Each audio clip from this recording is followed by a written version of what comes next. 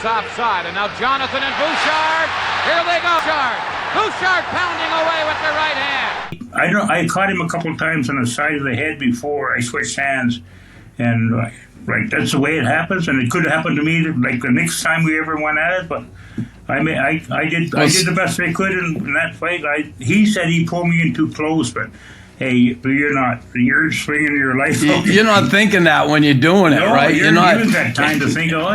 I'm just hoping I'm glad he did pull me in a little closer, because my arms against his arms are probably 6 to 10 inches shorter. So yeah, it's still. You could reach him. I'm talked about more than average, especially around Montreal. I've done things up in Montreal, and they look at me and like I'm looking at Chris, and all they know is Bouchard. I said, I'm not Bouchard. No, you're the one that beat my favorite player. Yeah. So that's the way I look at it. Can you believe that a player standing under 5 feet 8 inches tall could make the giants of the NHL, men towering over 6 feet, tremble every time they faced him? Today we tell the story of Stan Jonathan, one of the most lethal snipers in the league's history, a man whose fists could shatter anyone's cheekbone. Don Cherry, his own coach, said it plainly. Stan Jonathan didn't just win a fight, he sent a message to the entire Montreal Empire that we would never be intimidated by their size. It was May 21st, 1978, Game 4 of the Stanley Cup Finals. Boston Bruins versus the Montreal Canadiens, the greatest rivalry in hockey history.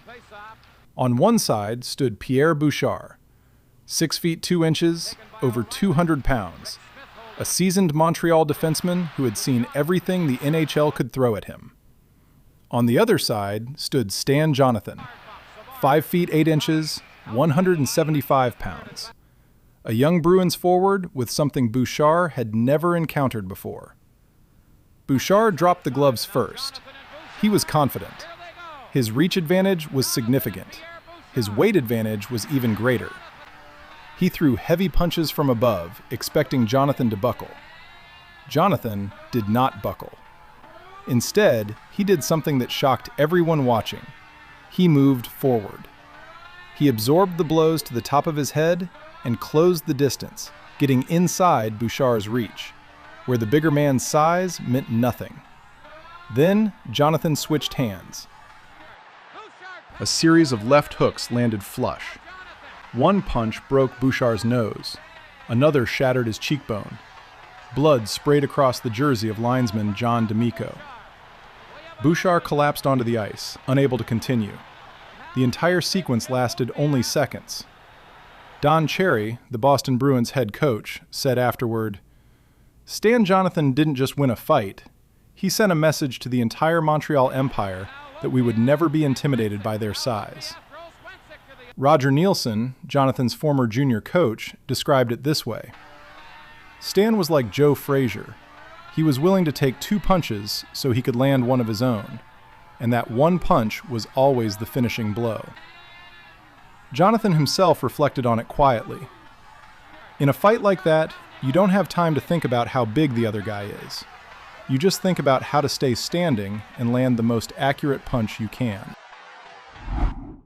If Pierre Bouchard learned about Jonathan's power, André Moose Dupont learned about something far more terrifying: his endurance.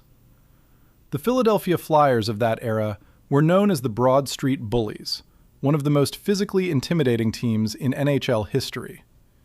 Dupont was exactly what that name promised: large, brutal, and experienced in breaking opponents down.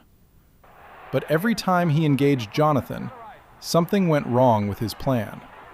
Jonathan never tired.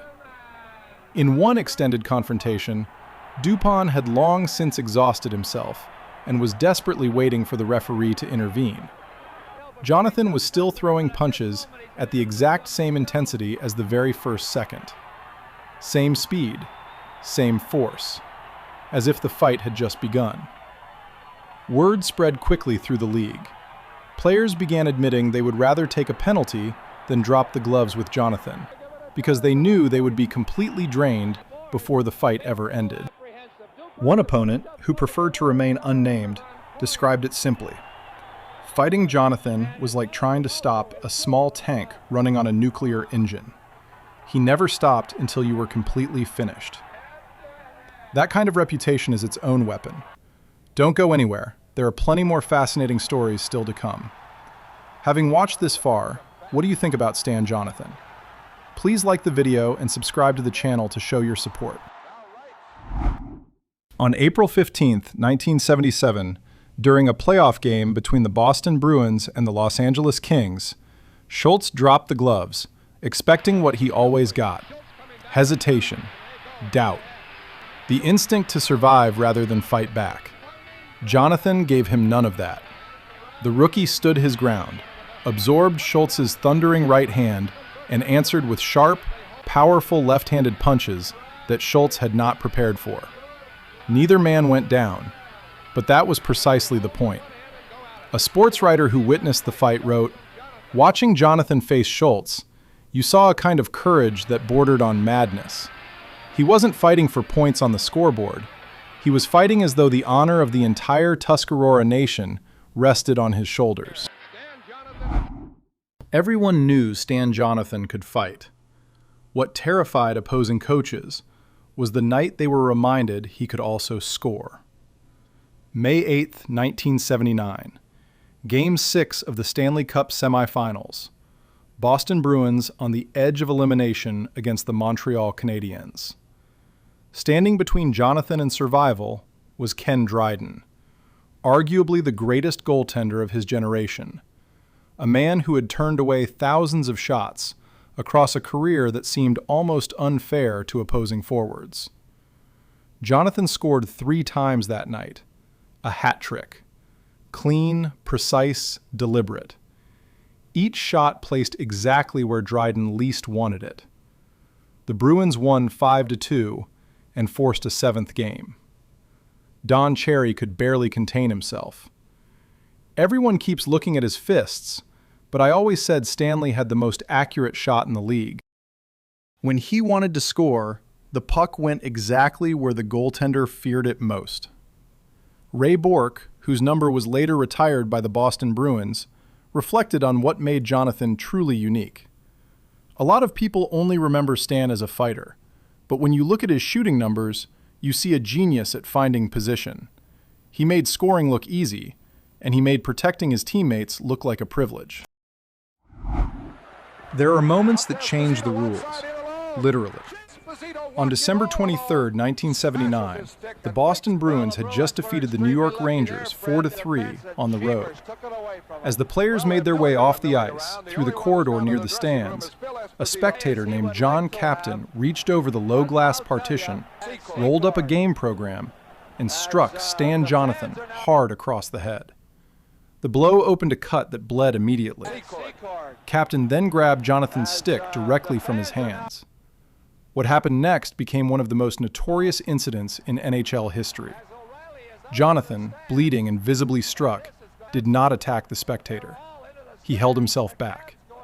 That restraint, that ice-cold control in a moment of pure provocation, was itself a measure of the man. But it unleashed everyone around him. Terry O'Reilly leaped over the glass and went into the stands. Mike Milbury followed and famously used Captain's own shoe to strike him. 18 Boston Bruins players received suspensions. The NHL was forced to raise the height of the protective glass in arenas across the league.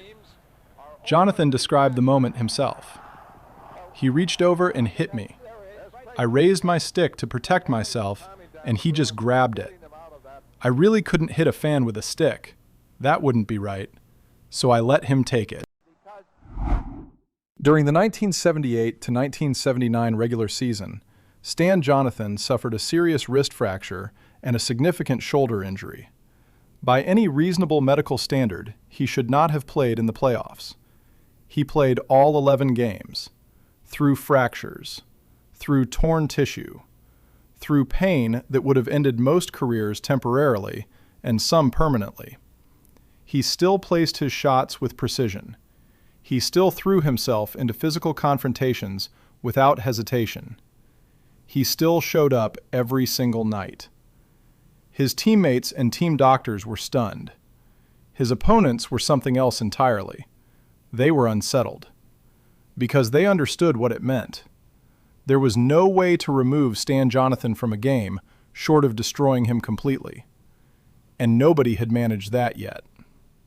A journalist covering the playoffs in 1979 wrote, "Stan Jonathan does not compete with muscle. He competes with an iron will that we rarely witness in modern sport." That is the terror of a man who has accepted pain as simply part of the job. 411 games, 91 goals, 201 points, 751 penalty minutes, a career plus-minus of positive 68, a rookie shooting percentage of 23.9%, the highest in the entire NHL that season. The Hockey News once wrote, "If you calculate the ratio between a player's physical size and the fear he generates, Stan Jonathan stands at number 1. He was never inducted into the Hockey Hall of Fame. Whether that is an oversight or an injustice is a conversation the hockey world has never quite finished having. Was Stan Jonathan the greatest pound-for-pound player in NHL history? Tell us what you think in the comments below.